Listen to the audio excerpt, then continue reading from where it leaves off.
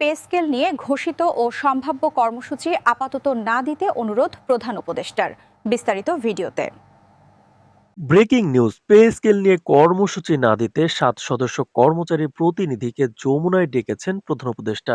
তো দর্শক, নবম পে স্কেলের আজকের সবচেয়ে বড় নিউজটি শেষ পর্যন্ত দেখুন এবং শুরুতেই চ্যানেলটি সাবস্ক্রাইব করে রাখুন পরবর্তীতে নবম পে স্কেলের যে কোনো গুরুত্বপূর্ণ আপডেট সবার আগে পেতে। তো দর্শক, পে স্কেলকে কেন্দ্র করে দেশের সরকারি কর্মচারীদের মধ্যে যে টান টান উত্তেজনা তৈরি হয়েছে, তার মধ্যেই হঠাৎ করে গুরুত্বপূর্ণ রাজনৈতিক ও প্রশাসনিক তৎপরতা সামনে এসেছে। পে স্কেল নিয়ে ঘোষিত ও সম্ভাব্য কর্মসূচি আপাতত না দিতে অনুরোধ জানিয়ে 7 সদস্যের কর্মচারী প্রতিনিধি দলকে প্রধান উপদেষ্টার সরকারি বাসভবন যমুনায় ডেকে পাঠানো হয়েছে। অনুষ্ঠিত এই বৈঠকে কেন্দ্র করে সচিবালয় থেকে শুরু করে মাঠ পর্যায়ের কর্মচারীদের মধ্যেও ব্যাপক আলোচনা ও কৌতূহল তৈরি হয়েছে। দায়িত্বশীল সূত্র জানায়, সরকারের শীর্ষ পর্যায় থেকেই বিষয়টি অত্যন্ত গুরুত্ব দিয়ে দেখা হচ্ছে এবং পরিস্থিতি যাতে নিয়ন্ত্রণের বাইরে না যায় সেই লক্ষ্যেই এই উদ্যোগ নেওয়া হয়েছে। বৈঠকে প্রধান উপদেষ্টা কর্মচারী প্রতিনিধিদের উদ্দেশ্যে বলেন, সরকার পে স্কেল নিয়ে কর্মচারীদের দাবি সম্পর্কে সম্পূর্ণ অবগত এবং বিষয়টিকে অবহেলা করার কোনো প্রশ্নই ওঠে না। তিনি স্পষ্ট করে জানান, বর্তমান সরকারের নীতিগত অবস্থান হলো কর্মচারীদের ন্যায্য অধিকার রক্ষা করা। তবে একই সঙ্গে রাষ্ট্রীয় অর্থনৈতিক ভারসাম্য, নির্বাচনকালীন সংবেদনশীলতা এবং সামগ্রিক পরিস্থিতি বিবেচনায় নিয়ে সিদ্ধান্ত নেওয়া। এই কারণেই তিনি কর্মচারী নেতাদের প্রতি আহ্বান জানান, চলমান উত্তেজনা প্রশমিত করতে আপাতত কোনো কর্মসূচি না দিয়ে আলোচনার পথেই আস্থা রাখার জন্য। তো দর্শক, ভিডিওটির এই মুহূর্ত পর্যন্ত যারা দেখছেন চ্যানেলটি সাবস্ক্রাইব করে রাখুন পরবর্তীতে নবম পে স্কেলের সকল আপডেট সবার আগে পেতে। তো দর্শক, সূত্র জানায়, প্রধান উপদেষ্টা বৈঠকে বর্তমান অর্থনৈতিক বাস্তবতার বিস্তারিত ব্যাখ্যা তুলে ধরেন।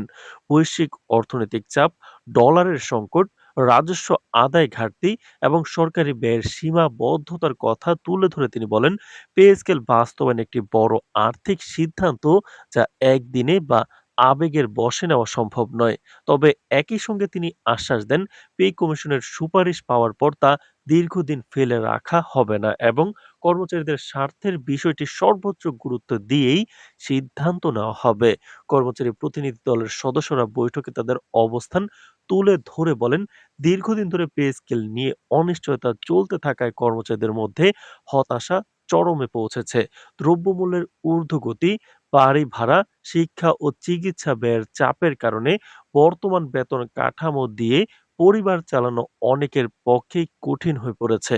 তারা জানান, মাঠ পর্যায়ের কর্মচারীদের মধ্যে ক্ষোভ এমন জায়গায় পৌঁছেছে যে কেন্দ্র করে কর্মসূচি না দিলেও অনেক জায়গায় স্বতঃস্ফূর্ত অসন্তোষ দেখা দিচ্ছে। এই বাস্তবতা সরকারি নীতি নির্ধারকদের অনুধাবন করা জরুরি বলেও তারা মন্তব্য করেন। বৈঠকে আরো আলোচনা হয় পে কমিশনের কাজের অগ্রগতি নিয়ে। জানা গেছে, কমিশনের খসড়া কাজ প্রায় শেষ পর্যায়ে রয়েছে এবং শিগগিরই তা সরকারের কাছে জমা দেওয়ার প্রস্তুতি চলছে। প্রধান উপদেষ্টা প্রতিনিধিদের জানান, কমিশনের সুপারিশ পাওয়ার পর অর্থ মন্ত্রণালয়, জনপ্রশাসন মন্ত্রণালয় সহ সংশ্লিষ্ট সব পক্ষের সঙ্গে আলোচনা করে একটি বাস্তবসম্মত সিদ্ধান্ত নেওয়া হবে। তিনি বলেন, সরকার চায় না এমন কোনো সিদ্ধান্ত নিতে যা ভবিষ্যতে রাষ্ট্রীয় অর্থনীতির উপর অতিরিক্ত চাপ সৃষ্টি করবে বা বাস্তবায়নে জটিলতা তৈরি করবে। এদিকে যমুনায় এই বৈঠকের খবর ছড়িয়ে পড়ার পর সচিবালয় ও বিভিন্ন দপ্তরে মিশ্র প্রতিক্রিয়া দেখা গেছে। একদিকে অনেক কর্মচারী আশা করছেন সরকারের সর্বোচ্চ পর্যায় থেকে সরাসরি আলোচনায় বসার অর্থ হলো বিষয়টি এখন আর উপেক্ষিত নয়। অন্যদিকে আবার অনেকে শঙ্কাও প্রকাশ করছেন। তো দর্শক, ভিডিওটির এই মুহূর্ত পর্যন্ত যারা দেখছেন চ্যানেলটি সাবস্ক্রাইব করে রাখুন পরবর্তীতে নবম পে স্কেলের যে কোনো গুরুত্বপূর্ণ আপডেট সবার আগে পেতে। তো দর্শক, অন্যদিকে আবার অনেকেও শঙ্কা প্রকাশ করেছেন যে এটি শুধুই সময় ক্ষেপণের কৌশল কিনা সেটি স্পষ্ট হবে সিদ্ধান্ত ঘোষণার পর।